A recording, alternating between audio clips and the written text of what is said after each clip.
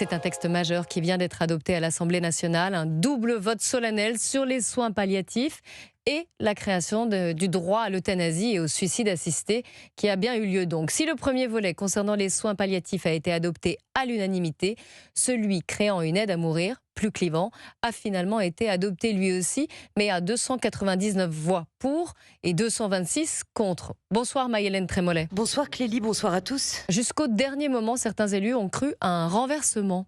Oui, à tel point qu'une dernière délibération était organisée cet après-midi sur l'un des points urticants du texte. La question du choix entre suicide assisté lorsqu'on met soi-même fin à ses jours par un geste létal et euthanasie.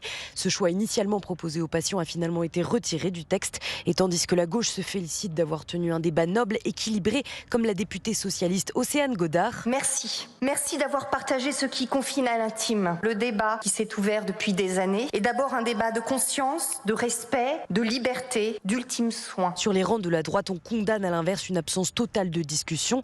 Hanan Mansouri, élu ciotiste. Vous prétendez encadrer une pratique exceptionnelle.